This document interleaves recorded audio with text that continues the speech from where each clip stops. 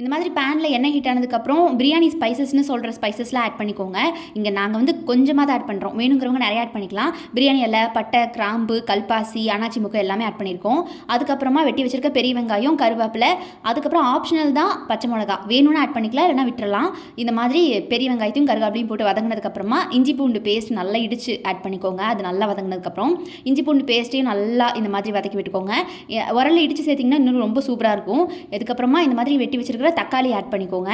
இதுவும் பச்சை வாசம் போகிற அளவுக்கு நல்லா இந்த மாதிரி வதங்கும் போதே நீங்கள் உப்பு போட்டுக்கோங்க. தக்காளி போட்டதுக்கப்புறம் உப்பு போட்டால் சீக்கிரம் வெந்துடும் அப்படின்னு அம்மா அடிக்கடி சொல்லுவாங்க.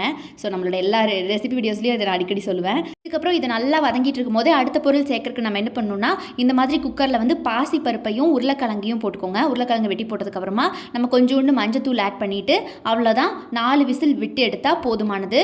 4 விசில் வந்ததுக்கப்புறம் கமகமன்னு இருக்கும் வாசனை. நல்லா அதை வச்சு மத்து வச்சு இந்த மாதிரி ஸ்மாஷ் பண்ணி எடுத்துக்கோங்க. இப்படி நல்லா மசிச்சு எடுத்ததுக்கப்புறமா இந்த ஸ்டேஜில் இதை உள்ளே ஊற்றிக்கலாம். இது நல்லா உள்ளே ஊற்றினதுக்கப்புறமா தேவையான அளவுக்கு நீங்கள் தண்ணியும் ஆட் பண்ணிக்கலாம். இதுலேயே கொஞ்சம் அந்த குக்கரில் இருக்கிறதுலையே மீதி தண்ணி ஊற்றி நல்லா தண்ணி எக்ஸ்ட்ரா ஊற்றிக்கலாம். இதோ இந்த மாதிரி இருக்கும் ஸ்டேஜில்.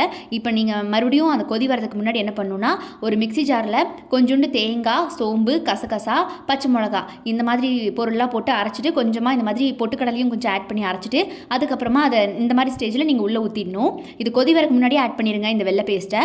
அதுக்கப்புறமா இதை ஆட் பண்ணதுக்கப்புறம் நல்லா இந்த மாதிரி கிளறி விட்டுக்கோங்க. இப்படி ஒரு ஒயிட் லுக் கொடுத்துட்ருக்கோம். ஸோ இதுக்கப்புறம் என்ன பண்ணணும்னா, நல்லா கொதி வர அளவுக்கு வெயிட் பண்ணுங்கள். கொதி வந்ததுக்கப்புறம் கொத்தமல்லி இலையை தூவி 2 நிமிஷத்தில் அடுப்பு ஆஃப் பண்ணிட வேண்டியது தான். அவ்வளோதான், நம்மளோட கும்பகோணம் கடப்பா ரெடி ஆயிடுச்சு. கும்பகோணம் கடப்பா பார்த்தீங்கன்னா இட்லி தோசைக்கு அடிப்பொலியான காம்போன்னு சொல்லலாம். சூப்பராக இருக்கும் நிஜமாவே. சாம்பார், குழம்பு, குருமா இது எதுக்குமே சேராமல் ஒரு மாதிரி நடுநிலையாக இருக்கும். நம்ம ஒவ்வொரு வாயும் வச்சு டேஸ்ட் பண்ணி கண்டுபிடிக்கிறதுக்குள்ளே இது கடப்பா காலி ஆகிடும். என்னன்னே கண்டுபிடிக்க முடியாத டேஸ்ட்டு. அவ்வளோ டேஸ்டியாக இருக்கும் நிஜமாவே. இது பார்த்தீங்கன்னா கும்பகோணம், திருவாரூர் சைடு, தஞ்சாவூர் சைடுலாம் ரொம்ப ஃபேமஸான கடப்பான்னு சொல்லுவாங்க.